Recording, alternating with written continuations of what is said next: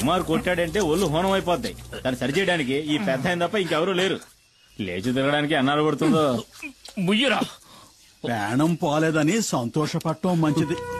400 కిలోల బరువున్న పెద్ద పులిని దాని గుహలోకే వెళ్లి వేటాడి చంపగలిగిన వాడే కుమారు. ఆ కుమారు భార్య సీబొట్టుకులాగి దెబ్బలు తిన్నావు కదా సారు. కొంచెం మెల్లగా మాట్లాడు. నా భార్య ఇంట్లోనే ఉంది. వాసంతి ఏంటి? వాడు పువ్వాడు శశి అయి ఉంటాడు. చూస్తూ నుంచుంటావా? వెళ్ళి పట్టుకో. నన్ను పట్టుకోలేరు. నేనేది సరిగ్గా చూడలేదు. ఆవిడ ఏందో చూసి భయపడాల్సింది. ఎవడ్రా నువ్వు? ఏంటా కంగారు? నేను దారిని పోయేవాడిని సార్. దారి తప్పించి ఇక్కడ పడ్డాను. ఆగక్కడ.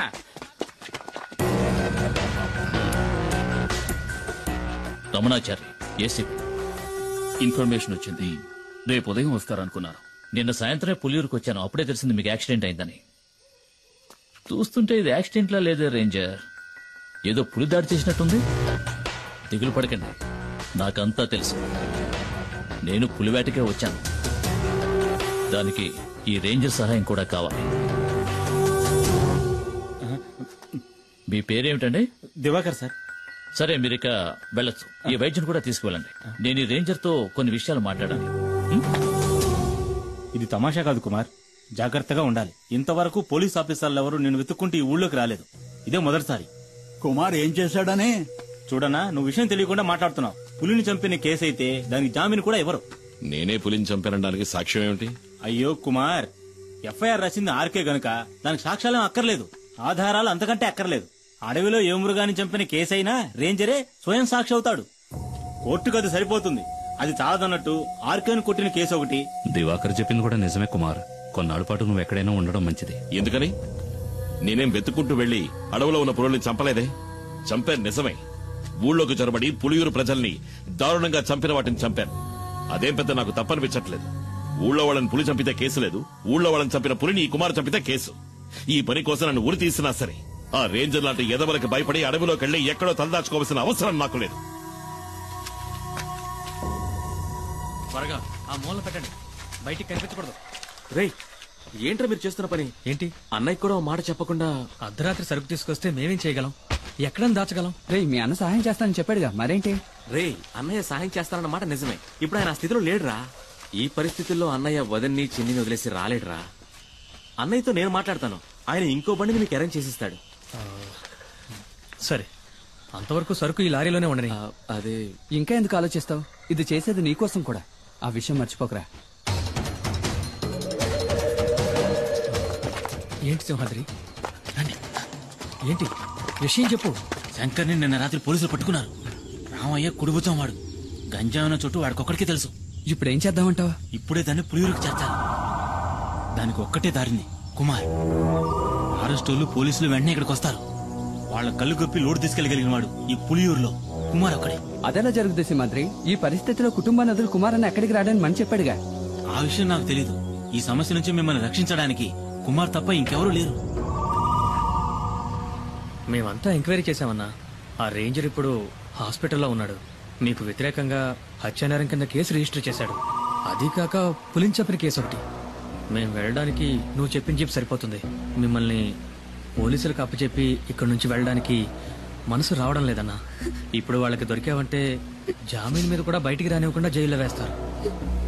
అన్నా, ఆలోచించుకునే టైం లేదు. పోలీసులు పెద్ద ఎత్తున బయలుదేరారంట. నువ్వు నీ కుటుంబం మాతో పాటు వచ్చేయండి. ఈ అడవి దాటితే చాలు మనల్ని ఆ తర్వాత పోలీసులు ఏం చేయలేరు. ఇది కన్ఫర్మ్. చూడండి, మిమ్మల్ని పోలీసులు పట్టుకుపోయారంటే మేమేం ఉయ్యోగయ్యో చూసుకుంటాం. కుమార్, ఇక నువ్వేం ఆలోచించొద్దు. ఇక్కడ ఏం జరిగిందని నేను చూసుకుంటాను. నువ్వు మైనాని పాపను తీసుకుని ఇక్కడి నుంచి బయలుదేరు. అన్నా, వెంటనే బయలుదేరదాం. పోలీసులు ఎప్పుడైనా ఇక్కడికి రావచ్చు. వస్తారా? రాని. ఒక్క పోలీసు కూడా వంతిని దాటి ఇక్కడ కాలు పెట్టలేడు. కుమార్, నువ్వు వీళ్ళని తీసుకుని అడ్రోడ్ గుండా వెళ్ళిపో. వెళ్ళమంటున్నారుగా, వాళ్ళు వచ్చేస్తారు. వెళ్ళు. ఏదో కావాలనుకుని ఎవడికో భయపడి ఈ పులియూరు గడ్డ దాటి నేనెప్పుడూ కాలు బయట పెట్టలేదు. ఇదే సరైన నిర్ణయం మీకు అనిపిస్తే నేను వస్తాను.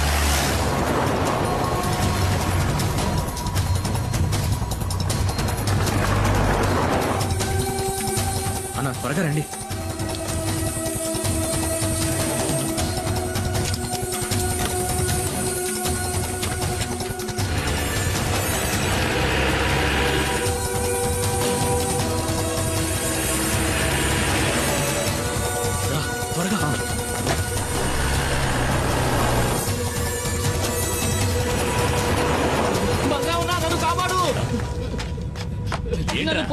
ఎన్కౌంటర్ చేయాలని చూస్తున్నారు.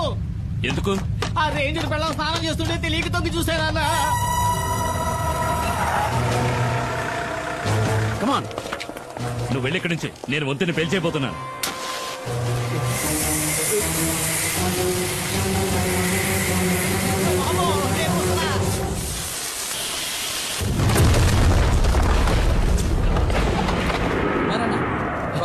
బండి కూడా రెడీగా ఉంచారు.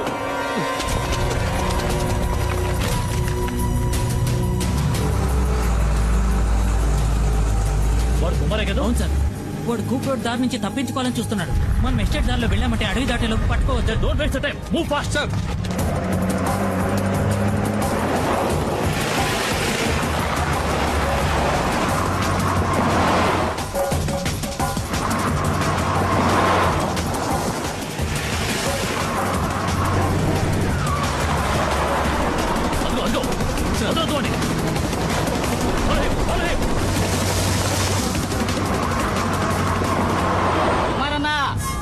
వేగంగా వెళ్ళండి. నేను చెప్పే వరకు బండి ఆపొద్దు.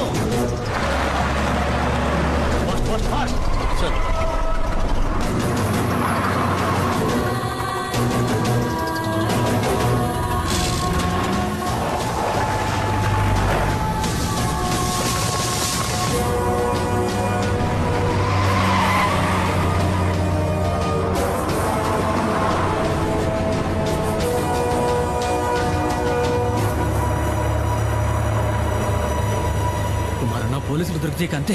లారీ మొత్తం గంజాయే. ఎలాగైనా సరే ఈ అడవి దాటుకుని మా ఏరియాలోకి ప్రవేశిస్తే ఏ రిస్క్ ఉండదు. అక్కడ నిన్ను ఎవరూ ఏం చేయలేరు. నన్ను నమ్ము.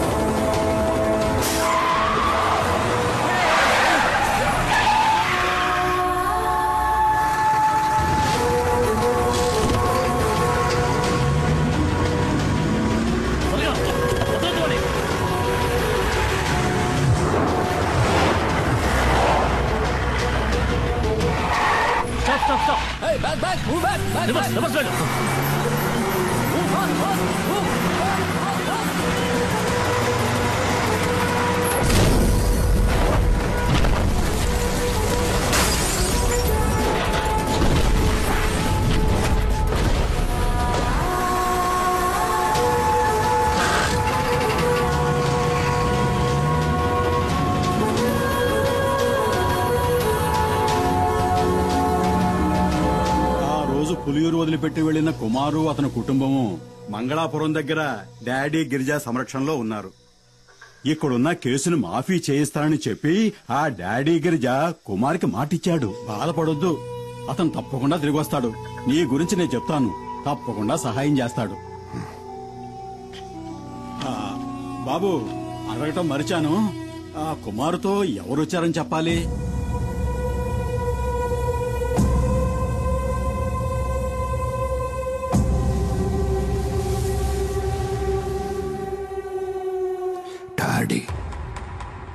డాడీ గిరిజా.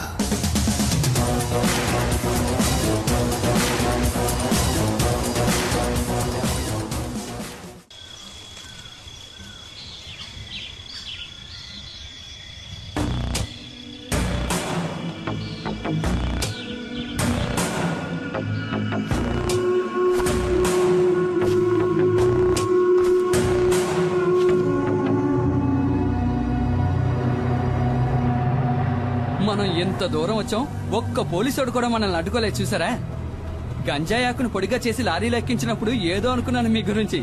ఇప్పుడు కదా అర్థమైంది, దేహ బలమే కాదు మీకు బుద్ధి బలం కూడా ఎక్కువని. పరిగెట్టిని బాగా లాక్కట్టారు కదా, రోడ్లో గడ్డి ఎక్కడా జారుదుగా. ఇలాగే తీసుకువెళ్ళి పశువులకు మేతగా వేయకుండా ఉంటే చాలు.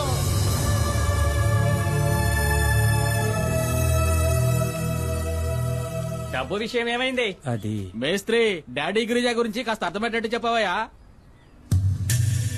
దేఖో డాడీ, ఇవ్వాల్సిన డబ్బు ఇచ్చే తీరాలి.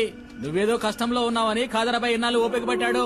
ఇప్పుడు నువ్వు పెద్ద కోటీశ్వరునివైనావని ఊరంతా చెప్పుకుంటున్నారు. ఈ విషయం తెలిసిన ఖాదరాబాయ్ పాత బాకీ తీర్చమనంలో ఏం తప్పున్నది? బషీర్, వ్యాపారం నుంచి వీళ్ళు విడిపోయినప్పుడు ఈయన కాదరకు ఇవ్వాల్సిన డబ్బు ఎంత అనేది కాదరకు మాత్రమే తెలిసిన లెక్క. ఇంకెప్పుడు ఆ డబ్బు వసూలు కోసమని ఇక్కడికి రాకండి, సరేనా? ఇదే గనక మీ నిర్ణయం అయితే చాలా పెద్ద గొడవలు అయిపోతాయి. ఖాదర్ బాయ్ తో గనక పెట్టుకున్నారనుకోండి, నీకు తెలుసుగా ఎలాంటి వాడో, రంగంలోకి దిగినాక ఏం చేస్తాడో ఎవరికి తెలియదు.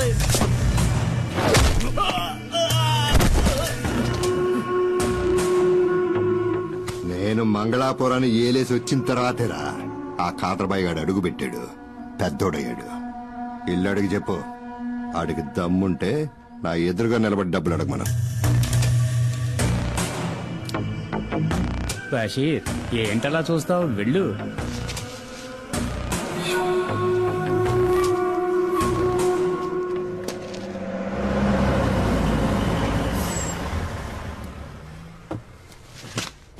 రాన్నా. డాడీ, ఈయనే కుమార్. సరకు లారీలో ఉంది. ఈయన వాళ్ళ ఊళ్ళో ఉండలేని పరిస్థితి, అందుకని నేనే కుటుంబంతో సహా ఇక్కడికి తీసుకొచ్చాను.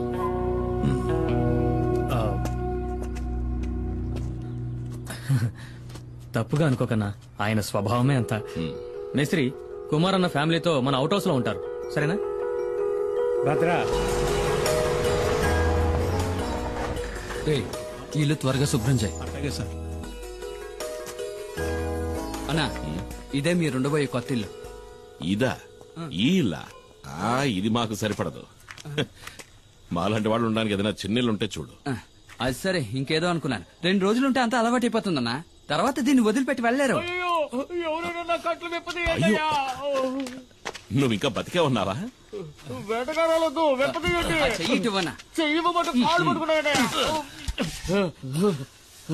నాకు వ్యతిరేకంగా కుట్ర పన్నారు. నీకు ఇదే సరైన శిక్ష. ఎందుకు? స్నానాలు చేస్తుంటే తొంగి చూసినందుకు, నాతో చెప్పకుండా నా బండెక్కినందుకు. నేను అర్జెంట్ గా ఒంటేరికి వెళ్ళాలి. దానికి నన్నేం ఎక్కడ చేయమంటావు? పోసుకోవాలో చెప్పండి. ఇంట్లోకి వెళ్ళు. ఇంట్లోకా? అరే, ఇంట్లో టాయిలెట్ ఉందని చెప్తున్నా. నాకు ఆరు బయట వెళ్ళడమే అలవాటు. మనీ చూసావా, ఇంట్లోనే వానొస్తుంది. షవర్ అయి ఉంటుంది వదినా. ఏంటో ఈ- షవరా? వసే పల్లెటూరు బయట నీకు అలవాట్లేని పనులేం చేయకే. ఇదిగోరా, నాకు ఇంకొంచెం పోయి. ఇదిగో మనీ, ఇప్పటికే మీ అన్నయ్య తడబడుతున్నాడు, ఇక ఆపే. వాడు ఆపడు, నువ్వు మొయ్యి. వద్దులే. రేమణి, నీకు విషయం తెలుసా? ఒకప్పుడు ఒక జ్యోతిష్కుడు నా చేయి చూసి చెప్పాడు, రే కుమారు, నీకు రాజభవనంలో ఉండే యోగం ఉందిరా. అది నిజమైందిగా. జైలుకెళ్లే యోగం ఉందో లేదో ఆ జ్యోతిష్యుని అడిగి చూడు. ఒక్కో రోజు ఇక్కడ జరిగే ఎన్ని సూతా ఉంటే మనశ్శాంతి లేకుండా పోతుంది. ఈయన ఆ రోజు సిద్ధగొట్టిన ఫారెస్ట్ రేంజర్ చావు బతుకుల్లో ఉన్నాడు. అవసరమైతే ఇంకా కొడతాను. ఎల్లి కొట్టు. రేంజర్ని చూస్తేనే నాకు ఒళ్ళు మండిపోతాయి. వాళ్లే మా నాన్నని పులి చేత చంపించిన లుచ్చాగాళ్ళు. వాళ్ళని వదిలిపెట్టినా నన్ను ఉరిదీస్తారా ఏంటి? ఆడు సచ్చాడంటే అదే గతి. పోయిరా సుబ్రమణి, ఇంకా పోయి. తాగి తాగి సావని. కరెక్ట్ గా చెప్పావు. అక్క చెప్పిన దాంట్లోనూ విషయం ఉంది. మీరు ఇలాంటివి తాగి చావకూడదు. మిగతా నేను తాగి- ముట్టుకున్నావనుకో చెయ్యి నరికేస్తా. ఇదిగో సుబ్రమణి, నాకు గ్యాస్ వెలిగించడం చేత కాలేదు, బయట పోయేట్టివ్వు, అన్నం వండుతాను. ఉండదునా, గ్యాస్ పై నేను వెలిగిస్తాను. అయితేరా. ముట్టుకున్నావో? ఒకసారి ట్రా నాన్న. దేనికి తల్లి? ఒకసారి ట్రా. వెళ్ళి ఏంటో అడగన్నా. జాగ్రత్త. తాకనే తాకను. తాకేవో అయిపోతావు. ఈ విషయంలో కన్న తండ్రి చెప్పినా విన్నంటే విన్నా.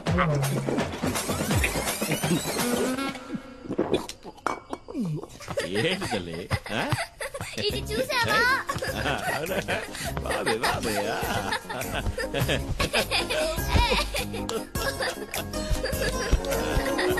మైనా, మైనా, వస్తున్నాను. వేగ దాకా సారాయి తాగి పిలుస్తున్నాడు చూడు, మైనా మైనా అంటూ. ఏంటి? నువ్వు వచ్చి ఈడ పడుకోద్దా? దీనికి వెళ్ళాలి కదా పిలుస్తున్నా.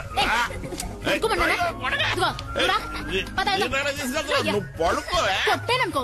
నువ్వు పడుకోవా? సరే, తాప తీసుకురావడానికి వెళ్తున్నారా? అన్నా, నేను ఇక్కడ పడుకోనా? అదే, నేను ఇక్కడ పడుకుంటాను, మీరు మీ కుటుంబంతో సహా బయట పడుకోవచ్చు కదా అని.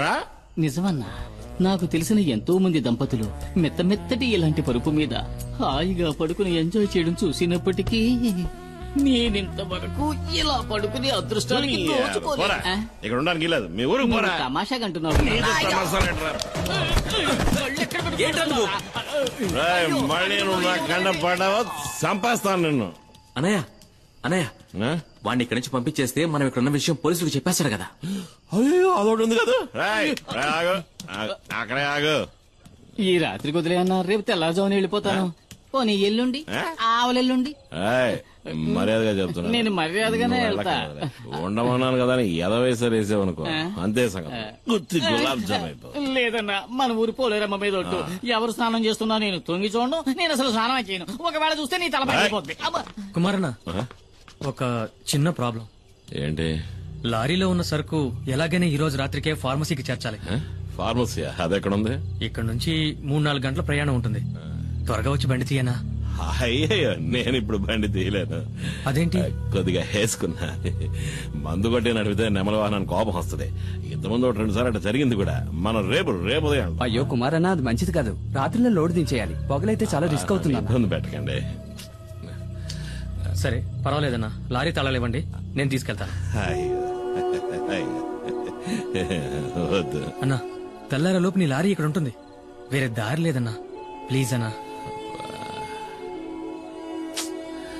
నా నెమల వాహనాన్ని ఇంతవరకు ఎవరికి ఇవ్వలేదు. ఇవి తాళాలు కావు, నా ప్రాణం. జాగ్రత్తగా నడుపుతాను. జాగ్రత్తగా. అదే బాబా తమ్ముడు.